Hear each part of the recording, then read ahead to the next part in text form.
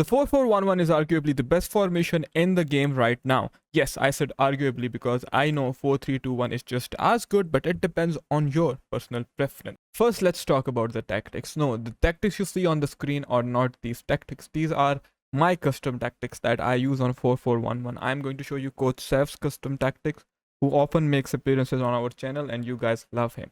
So what is the major difference? The major difference will be in the attacking phase of the formation, alright? But first, let's focus on the key part. What is the width? The width is going to be 40. Like I've told you guys, in a 4-4-1-1, we want our defense to be compact. What's the major difference? Why don't I pick a 4-4-2 or a 4-4-1-1? Because in 4-4-1-1, the CF defends really deep, and now we have a 3-man midfield when we are defending, alright? As compared to a 4-4-2 where our two strikers, they do drop back, they don't drop as deep as a center forward would do. You see the little triangle between the two CMs and the CF? It also helps a lot during the build up. So 40 width is really good, keeps our defense compact, alright? Depth, I know this is questionable.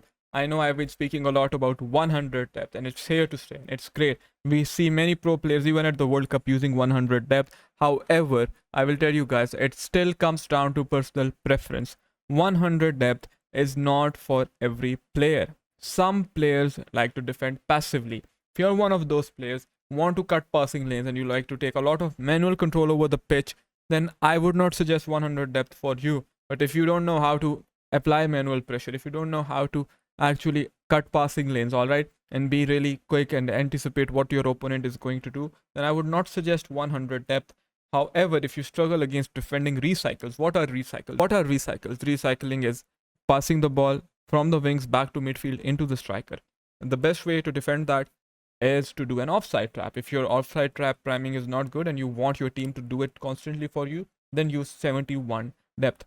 40, 71. Alright, now this is the major difference. Coach Saf uses slow build up forward runs for many players in this formation. When I saw this tactic, I told him, you're complicating things. And we had a heated debate over it. Why did I say that he is complicating things? Because I believe in playing manually. This is why you would always see me run balanced direct or balanced balance. But I also know Coach Saf has a brilliant mind.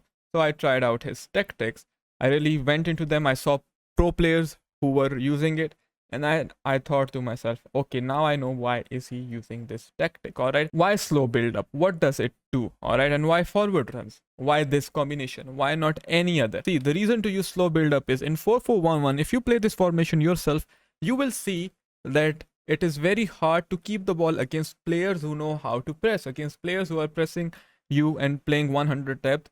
Using slow build up will allow you to actually move the ball in between your players, play those short passes, and you will have players available to quickly make passes, give and goes. All right, in the 4-4-1-1, for some reason the play is really one dimensional, and if someone knows how to press, you will even see pros talking about this. This is the biggest weakness of this formation.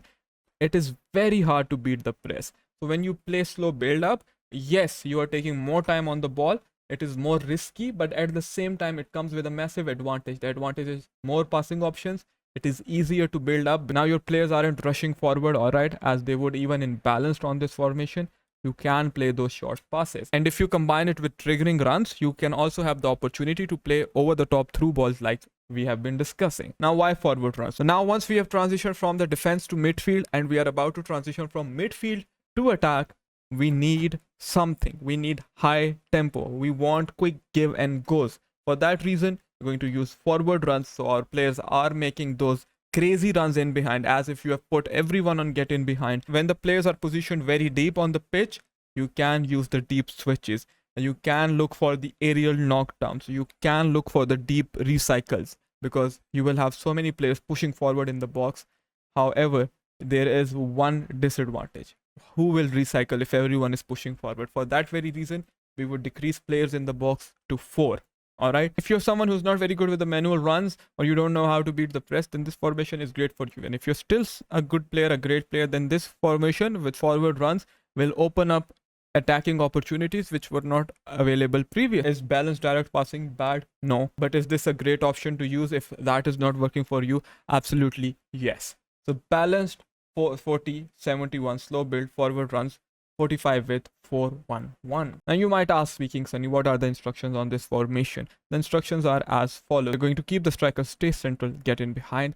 Our CF is going to be stay central. Our CMs need to be long ball pass plus ideally the CF as well. Pedri is the best CF for this formation, all right? Stay back, cover center for both of them. We need one guy with aerial plus. There is no if, there is no but. If you play FC24 by now, you know why we need that aerial, all right? And in the end game, it is more important than ever now because we have 4 defenders all with aerial. You need someone to head the ball. And if you don't know how to cross, I'll make an updated crossing tutorial because I've been getting a lot of complaints that we cannot cross successfully. Okay, come back on defense, get into the box for cross for the guy with aerial, Weghorst or Haaland. Right back, stay back while attacking. Now this is personal preference, all right? Coach Seth, I know, uses stay back while attacking. I prefer balanced overlap because obviously you have to still use your fullback in the attack. You will have to manually trigger him to make that deep run if he's on stay back while attacking. But again, in counter attacks, this is really bad for you. So if you struggle with counter attacks, keep him on stay back. Otherwise, balanced is just as good. The 4-3-2-1 is a great formation. And we have new glitches, new exploits to use in the end game, which we'll discuss later on. There are 2 more playstyles, all right, and one of them is not respected enough. If you have someone with tiki-taka plus and they are your CM and they are staying back while attacking, you can play the recycle into them and follow it up with a first time pass, which will almost be undefendable when you have someone like Xavi with 99 passing and tiki-taka. If you make that first time pass into the striker, then follow it up with a step over or a skill move or a direct shot, you will see a lot of success. Pinged pass, you need pinged pass in this formation because this game is a lot about play styles.